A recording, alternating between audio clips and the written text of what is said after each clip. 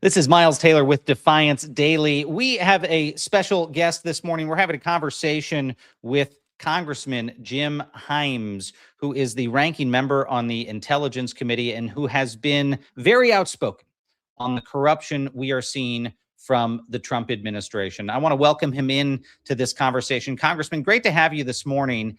And one of the things that I want to talk to you about is this visit that Donald Trump is taking right now to China, where the vibes have been off from the start. He arrived with CEOs and billionaires, in his words, to pay respects to President Xi, and he's been fawning over him. And I want to get your take on this, because for a man who says that in his career he's fully focused on leverage, it seems like Donald Trump has gone into negotiations here where the Chinese have all of the cards, and clearly know that the United States is over a barrel. In fact, they've suggested that the American Republic is in decline. How are you viewing the president's visit? What does this mean for our relationship with the world's next greatest power? Yeah, no, great question. And, we know Donald Trump well enough that if there had been a really big win here, we would have heard about it the moment he stepped on Air Force One or before, right? And I mean, it's sort of the dog that didn't bark right now, right? Like, where's the headlines? What actually happened? And I don't know what the answer to that question is. The Chinese agreed to buy fewer Boeings than we thought they were going to agree to buy. They certainly read the the Riot Act on Taiwan pretty explicit that, this is the way we could end up in a war against each other. I guess the word was conflict, but, I'm not seeing a lot of really big wins. Now, what I'm worried about, look, when Tim Cook, or Tim Apple, as the president calls him, goes to China, I don't worry too much about what deal Tim Cook might be able to make. What I really worry about is the fact that Eric Trump was, to your point about corruption, Eric Trump was on that trip, right? This is not a guy with a position in the administration. As far as I know, a China expert is not on his resume. And that, of course, Liberty Financial, all the many interests of the president's sons. I think, when the reporters do their things and the facts get told, do we think that this trip happened without something that's going to enrich the Trump family? I doubt it. Second point, and this is more important from the standpoint of the health of the republic, Trump's obsequiousness to Xi is explained by something we know about his character, which is he divides the world into those people that he perceives as having more stature than he does. That's by the way, King of England, Xi, Putin, and everybody else who he, looks down on. And so the obsequiousness is not a surprise. The scary question is, what deals were made around, let's say, chips? Are we going to learn a week from now that very high-end chips have been promised to Chinese companies, and therefore we erode our lead on AI? What deals are made? Here's a speculative thing. I can't sort of, with my national security hat on, not say this, but Xi right out of the box says, you're going to dial it back on Taiwan, and the president really wants them to dial it back on Iran. So did the president agree to a change in policy with respect to Taiwan because he wants the Chinese help on reopening the Strait of Hormuz? I'm putting a question mark at the end of that because we don't know the answer. But boy, for a guy who defines himself as a deal maker, I would worry about that deal. Well, I'm glad you say that. I got to be honest with you. For the past few years, I have been saying to friends of mine who are China hawks on the political right, some of whom are now in the Trump administration, leading China policy for him, do not go into that administration. If he comes back, this is what I was saying to them at the time, and think that he's going to go hard on China. You guys are out of your minds, because in the first administration, it was clear that more than anything he wanted to do as president, Donald Trump saw the biggest thing he could do is reach a deal with China. Why? Because all he cares about is numbers and size, big, big, big, big, big. And so in his mind, the biggest thing you can do as president is cut the biggest trade deal in world history with the next biggest, most powerful country. And to me, he realized the thing he would have to trade away that the Chinese want more than anything is Taiwan. And I got to tell you, Congressman, a lot of my friends who went in and took these jobs were totally deluded. They'd never met the man, but they were like, Trump, he's tough. He's anti-China. No, he's not. He'll give away anything. And I think a lot of national security hawks are worried about exactly that with Taiwan, that Donald Trump has had no affection for the island. And just before he boarded Marine One to go on this trip, he said something pretty spooky. He basically said, the Chinese have, they've got real concerns about Taiwan. He made a very, very soft statement about how effectively they have a legitimate interest in the island. And it seemed to almost presage something happening. But Congressman, my worry is we may not know if he made that deal. We don't know. Look, if he you don't kicked even everyone need to out of the room. speculate about his psychology to make your case. Let's think about the two big things that the guy did in his first year in the presidency, right? Right out of the box, he breaks the law. Congress passes a law to forbid TikTok in the United States because of fears of the Chinese ownership and what they might do with TikTok. Now, full disclosure, I voted against that ban because I don't believe that the federal government should ever tell Americans what media they get to look at or not. But set that aside, the very first thing he does is very literally break a law which was just passed with strong bipartisan support, saying that TikTok has to be kicked out of the United States because of its Chinese ownership. Breaks the law. There's no other way to put it. And then what's the next thing he does? He does a deal where H200 chips, which are some of our most advanced chips, and for the average person out there, why do we care about that? Because right now we have a lead on artificial intelligence models that can hack into pretty much anything and anybody. And he just says, sure, we'll send them to you. Now, fortunately, a lot of the bureaucracy sort of slowed that down. But look, you can point to concrete things, terribly unwise things that the president did from the standpoint of being a China hawk in his first year in office. Really remarkable. Like, as if we had given some of the Axis powers nuclear intelligence during World War II. It's just to say it's unfair that we have the bomb and you don't yet. Here's some of the ingredients to the bomb.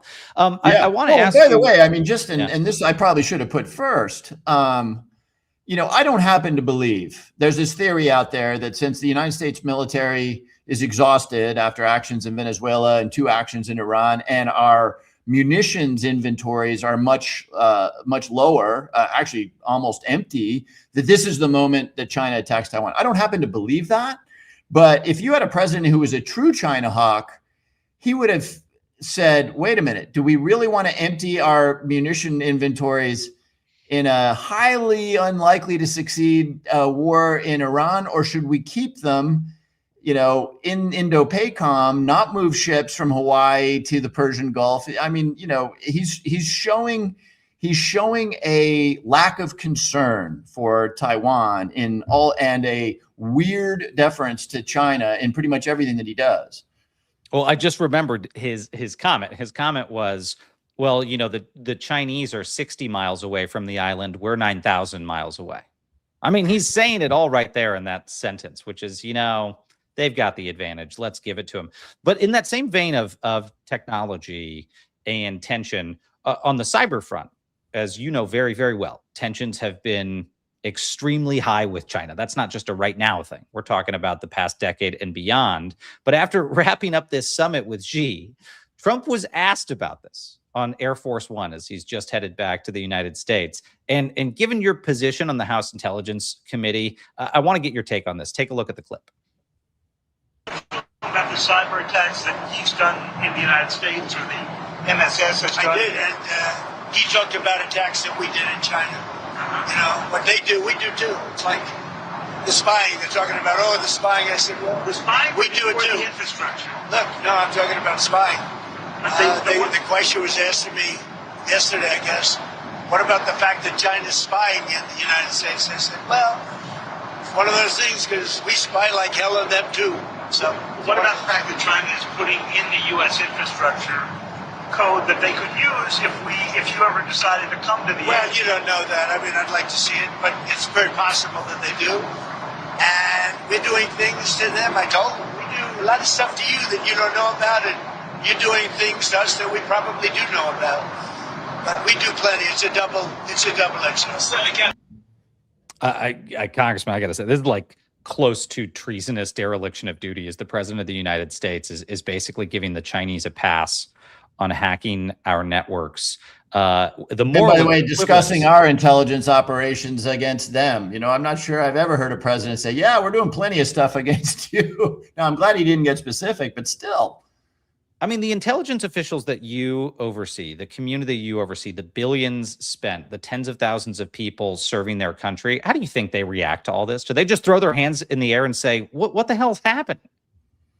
Yeah. Look, by the way, it's funny, as you were playing that clip, I had not seen it, but it is exactly the same clip with slightly different language that Trump ran after his visit to Putin. And a reporter asked him, I think it may have even been on Air Force One, well, Putin is killing all sorts of internal, dissidents and stuff. And Trump said, oh, but we kill people too. Everybody kills people, which really shows you something interesting and a little bit terrifying, which is that he doesn't see any distinction between the United States as a democracy and as a flawed example of all of the ideals that we believe in, the dignity of the individual, human rights, etc. He doesn't see that. He thinks that we're just like China and Russia, and hey, we do it to them and they do it to us. It's just it's a remarkable thing. But to your question on the intelligence community, look, I think anybody who has stayed in the intelligence community knows that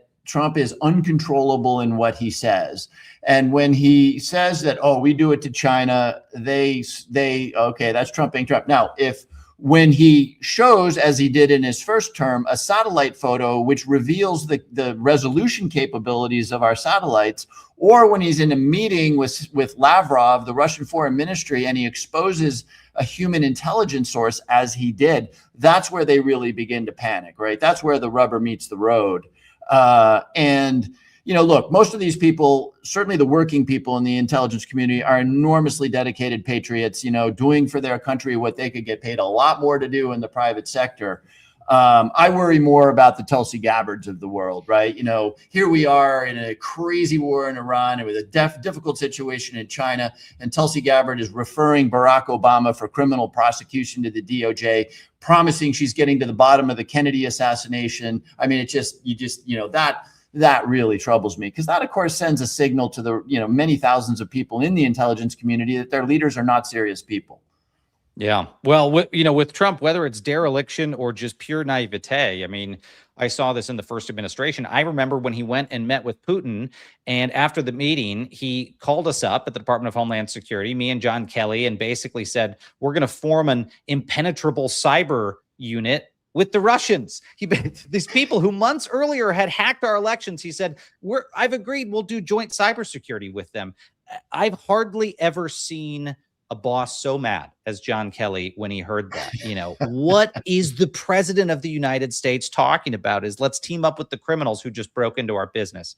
Extraordinary. On that front, speaking of criminals, I want to ask you, Congressman, about some breaking news this morning. And ABC has reported that the administration is considering settling Donald Trump's lawsuit against the IRS. So Trump had sued the IRS for $10 billion for allegedly putting his tax information out there in the public. Now, this has already been flagged, as you know, as total corruption. I mean, the president is suing the government he runs. He's sitting on both sides of the negotiating table, and now he's deciding effectively what settlement he wants for himself. And ABC is reporting that the administration is going to create a $1.7 billion taxpayer-funded slush fund to be able to give money out to people who were investigated during the Biden administration, including for the efforts to steal the 2020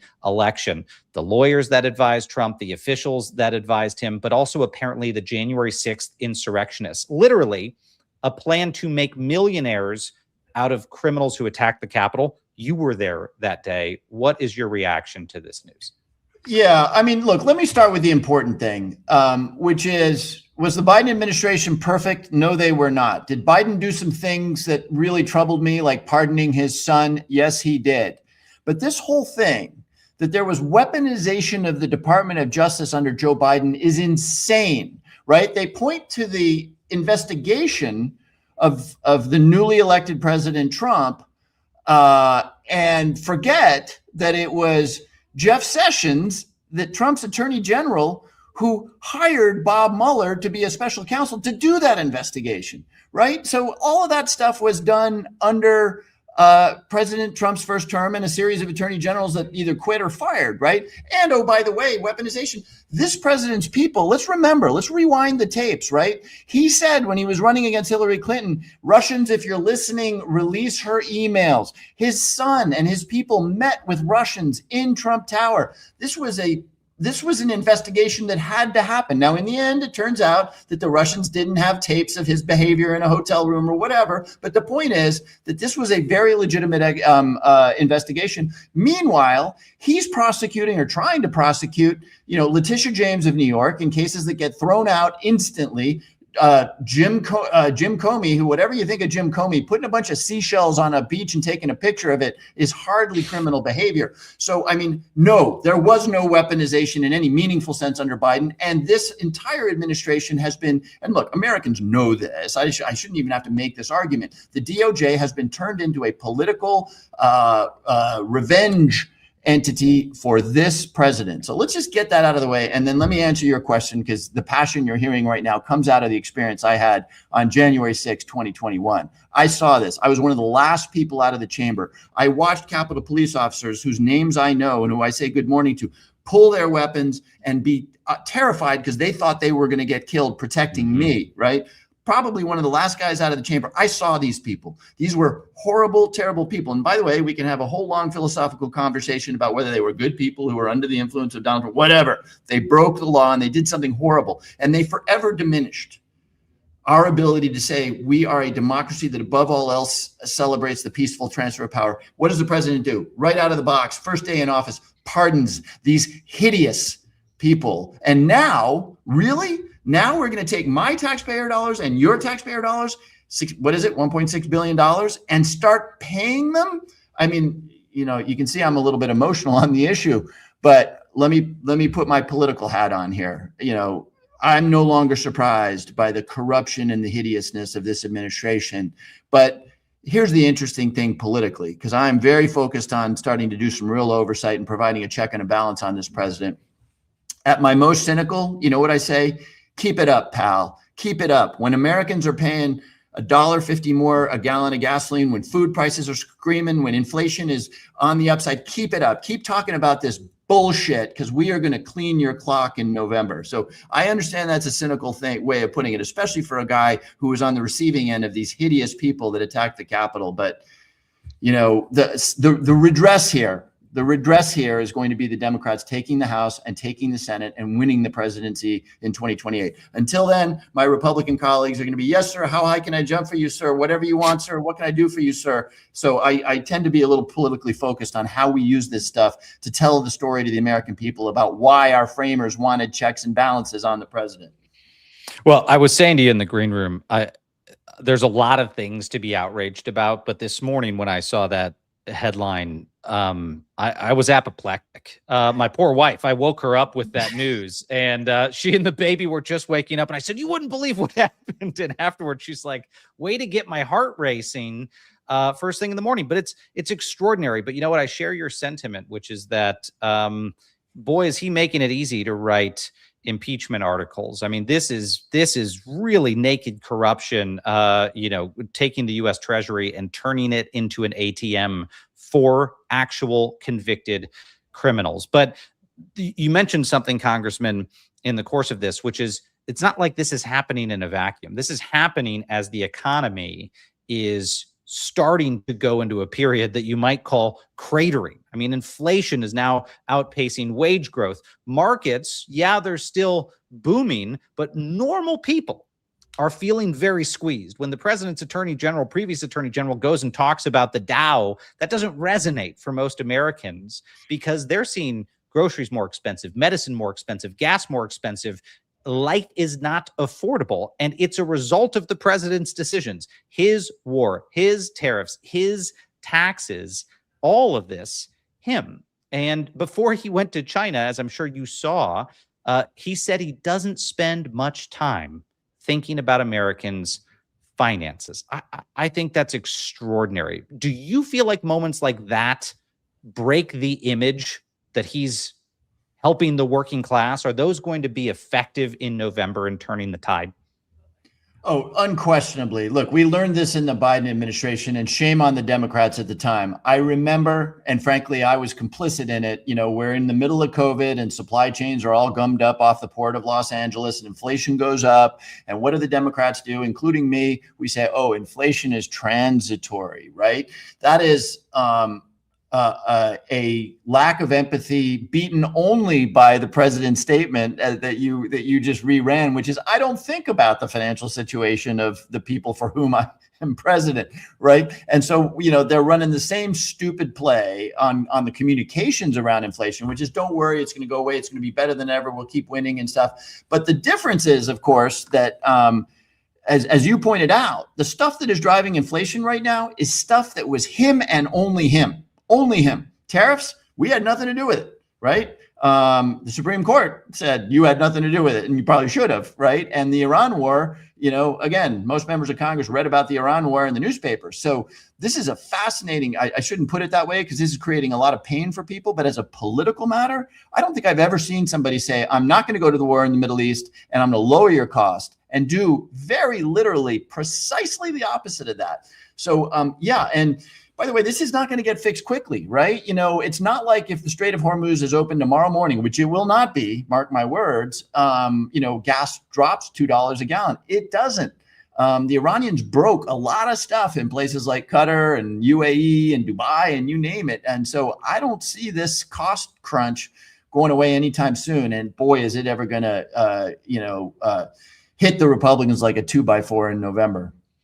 I certainly think it will, and to that end, I want to ask you in the few minutes that we have left about plans for 2027 if Democrats retake the House. And you know, there's a framing this year going into the election on prices, executive power, institutional independence, accountability. All of those things are being talked about on the campaign trail. If y'all retake the majority, there is an opportunity to start using that branch of government to really hold this administration accountable, to take the subpoena power and use it for the purposes it was supposed to be used.